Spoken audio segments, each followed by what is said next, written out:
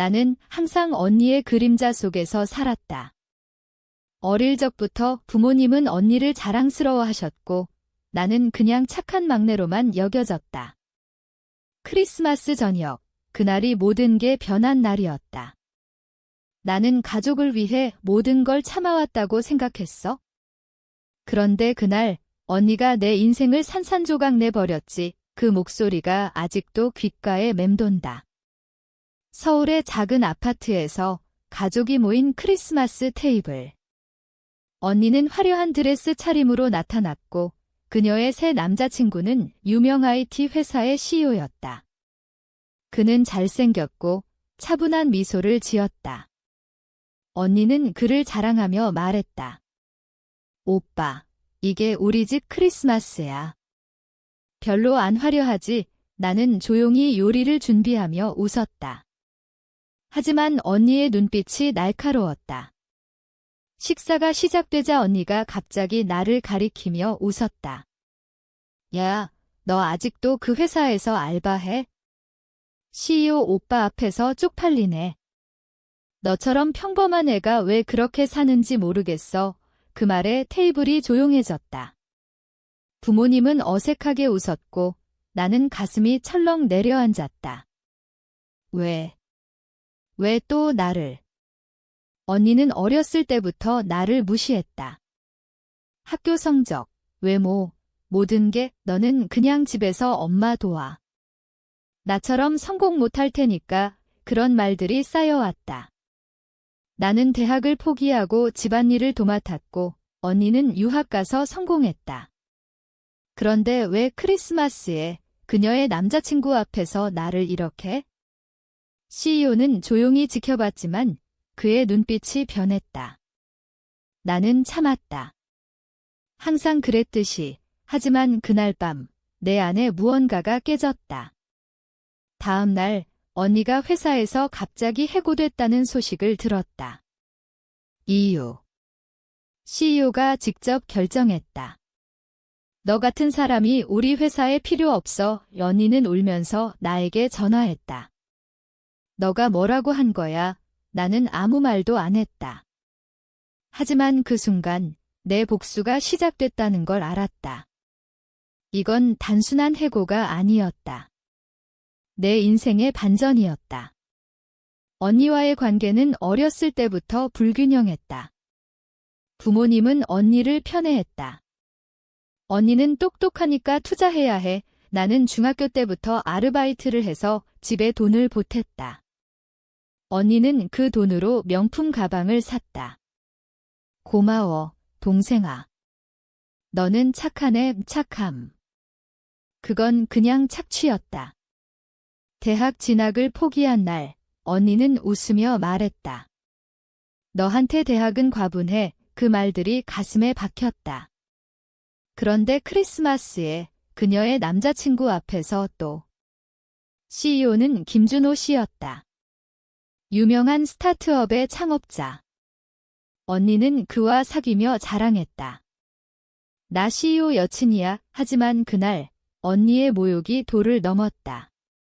너처럼 게으른 애가 왜 사는지 모르겠어? 부모님 부양이나 제대로 해. 부모님은 고개를 저었지만 막지 않았다. 나는 눈물이 고였지만 웃었다. 언니, 미안. 내가 부족해서. 하지만 속으로는 끓었다. 그 후 CEO가 나에게 메시지를 보냈다. 오늘 본 건 잊지 않을게요. 당신 언니가 한 말 용납 못해요. 그게 시작이었다. 언니의 해고는 순식간이었다. 회사에서 그녀의 태도가 문제였다고. 하지만 진짜 이유는 나였다. 언니는 분노했다. 너가 그 오빠한테 뭐라고 한 거지? 나는 대답했다. 아무것도. 그냥 진실이 드러난 것뿐. 이 복수는 내 인생을 바꿨다. 이제 나는 자유로웠다. 하지만 그 과정에서 느꼈던 고통은 아직도 생생하다. 언니의 해고 소식이 가족에게 퍼지자 집안이 발칵 뒤집혔다. 부모님은 언니를 걱정하며 나를 탓했다. 너 때문에 언니가 이렇게 됐어? 왜 그런 말 안 했어? 나는 고개를 저었다. 엄마, 아빠. 제가 뭘 잘못했어요?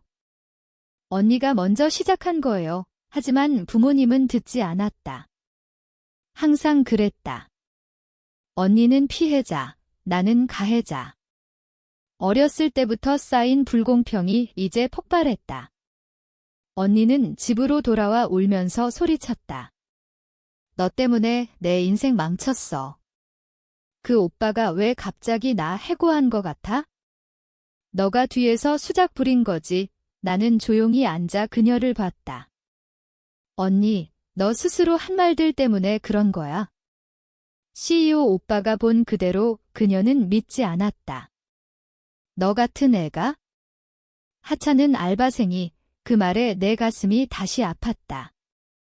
왜 나는 항상 하찮은 존재일까? 과거가 떠올랐다. 고등학교 때 언니의 유학 비용 때문에 나는 꿈을 포기했다. 동생아, 언니가 성공하면 너도 도와줄게 하지만 성공한 언니는 나를 더 무시했다. 너는 그냥 평범하게 살아. 크리스마스 그날 CEO는 식사 후 나에게 따로 말했다. 당신 언니의 태도가 회사에서도 문제예요. 하지만 오늘 본 건 용납 못해요. 그는 나의 고통을 봤다. 그 눈빛이 따뜻했다. 언니의 해고 후 그녀는 시리에 빠졌다. 내 커리어가 끝났어. 부모님은 그녀를 달래며 나를 외면했다. 하지만 나는 더 이상 참지 않았다. 엄마, 아빠. 이제 그만해요. 제가 왜 항상 희생해야 해요? 그 말에 부모님은 놀랐다. 처음으로 내 목소리를 냈다. 언니는 CEO에게 연락했지만 그는 차단했다. 너 같은 사람과는 끝이야. 그녀는 절망했다. 이 복수는 내 의지가 아니었다. 그냥 진실이 드러난 거. 하지만 그 과정에서 내 상처가 치유되기 시작했다. 언니와의 대화가 잦아졌다. 그녀는 처음으로 사과했다. 미안. 내가 잘못했어. 하지만 늦었다. 나는 이미 변했다. 이제 나는 내 인생을 살기로 했다. CEO는 나에게 일자리를 제안했다. 당신처럼 강한 사람 필요해요. 그 제안이 내 반전이었다. 언니는 그 소식을 듣고 더 분노했다. 너가 내 자리를 뺏는 거야. 아니, 그냥 공평한 기회였다. 이 이야기의 핵심은 복수라기보단 내 해방. 쌓인 고통이 폭발한 순간. 부모님은 서서히 깨달았다. 우리가 너를 너무 무시했구나. 하지만 상처는 깊었다. 언니의 하락은 계속됐다. 그녀는 다른 직장을 구하지 못했다. 내 평판이 망쳤어. 그게 그녀의 대가였다. 나는 조용히 지켜봤다. 복수는 달콤했지만 동시에 아팠다. 왜냐하면 그녀는 내 가족이었으니까. 하지만 이제 나는 자유로웠다. 이 크리스마스의 기억은 영원히 남을 테다. 해고 후 언니의 삶은 급전직하였다. 그녀는 매일 울며 부모님에게 매달렸다. 엄마, 도와줘. 새 직장 구해야 해. 부모님은 그녀를 위해 모든 걸 했다. 나의 저축까지 털어서. 동생 돈 좀 써. 언니가 급하니까 나는 거부했다. 아니요. 이제 제 돈이에요. 그 말에 언니가 폭발했다. 너 정말 변했어. 예전엔 다 줬잖아. 예전. 그 예전이 문제였다. 나는 항상 주기만 했다. 언니의 유학, 그녀의 명품, 모든 게 내 희생 위에 세워졌다. 크리스마스 그날의 모욕이 정점이었다. CEO는 나에게 더 많은 이야기를 했다. 당신 언니는 회사에서 동료들을 무시했어요. 오늘 본 태도가 증거였죠. 그는 나를 동정했다. 당신은 강해요. 왜 참았어요? 그 물음에 나는 눈물을 흘렸다. 왜? 가족이기 때문에. 하지만 이제 그만. 언니는 복수를 다짐했다. 너 때문에 내 인생 망쳤어. 갚아줄게. 하지만 그녀의 시도는 헛수고였다. CEO의 회사는 그녀의 평판을 망쳤다. 그런 사람 안 뽑아요. 그녀는 좌절했다. 부모님은 중재하려 했지만 나는 물러서지 않았다. 이제 제 삶 살아요. 그 결정이 내 고통의 끝이었다. 과거를 돌아보니 언니의 무시는 습관이었다. 너는 못생겼어. 나처럼 안 돼. 그런 말들이 내 자존감을 갉아먹었다. 하지만 CEO의 제안으로 나는 새 직장에서 일했다. 잘할 거예요. 그의 격려가 힘됐다. 언니는 그걸 알자 미쳤다. 너가 어떻게 그 회사에 복수는 이렇게 완성됐다. 그녀의 자리가 내게 왔다. 하지만 나는 기뻐하지 않았다. 그냥 공정함이었다. 가족 모임에서 언니는 나를 피했다. 부모님은 어색했다. 화해하자. 하지만 상처는 지워지지 않았다. 언니의 하락은 계속됐다. 그녀는 우울증에 빠졌다. 내 잘못이야. 처음으로 반성했다. 그게 그녀의 대가. 나는 조용히 지켜봤다. 이 이야기는 복수라기보단 내 성장. 쌓인 감정이 폭발한 결과 이제 나는 독립했다. 크리스마스 그날의 기억이 내 힘이다. 새 직장에서의 삶은 달라졌다. CEO 김준호 씨는 나를 멘토링했다. 당신 잠재력이 커요. 그의 말에 나는 자신감을 얻었다. 언니는 그 소식을 듣고 부모님에게 하소연했다. 동생이 내 남자를 뺏었어. 웃겼다. 뺏은 게 아니라 그녀가 버린 거지? 크리스마스 모욕 후 그는 그녀를 버렸다. 너 같은 태도 싫어. 언니는 후회했다. 왜 그랬을까? 하지만 늦었다. 그녀의 친구들은 멀어졌다. 너 너무 오만했어. 그게 현실이었다.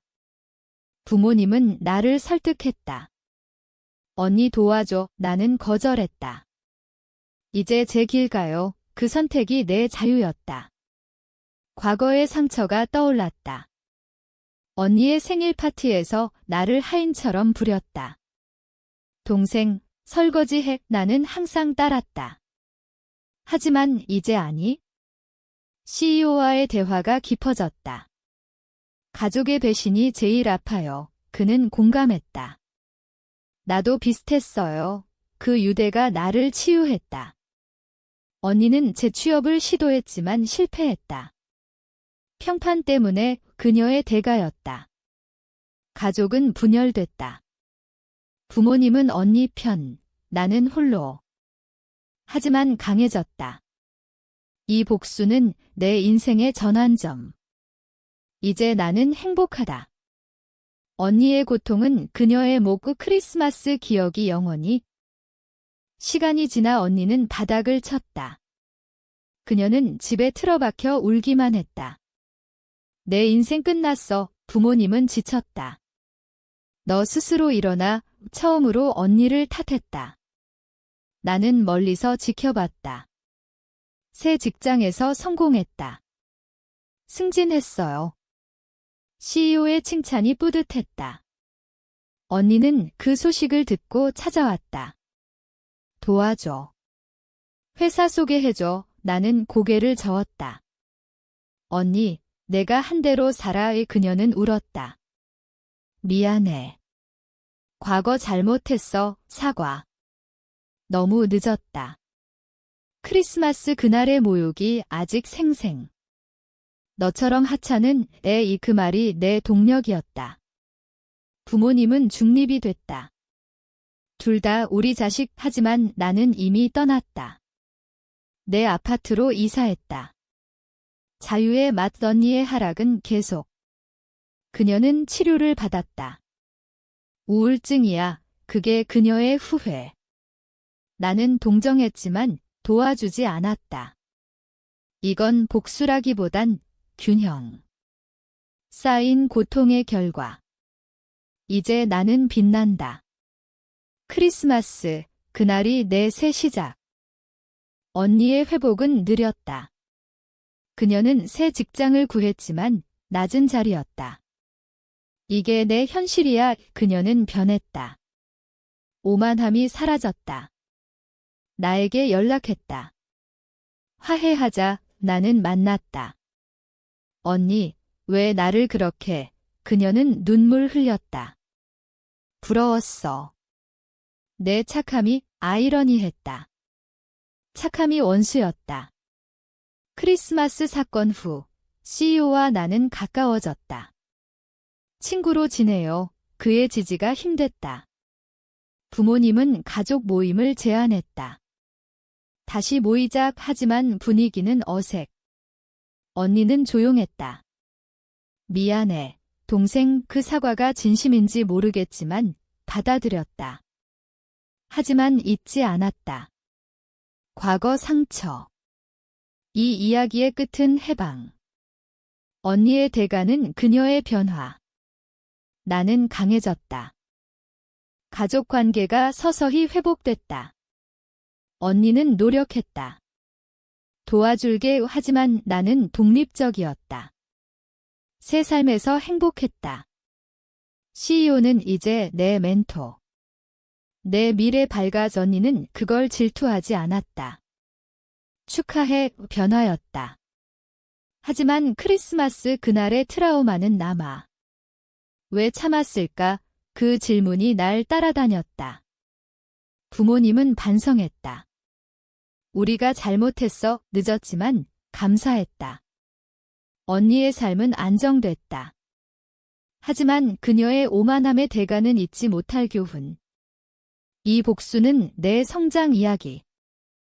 이제 크리스마스가 다가온다. 올해는 혼자. 자유롭다. 언니는 초대했다. 오작 가기로 했다.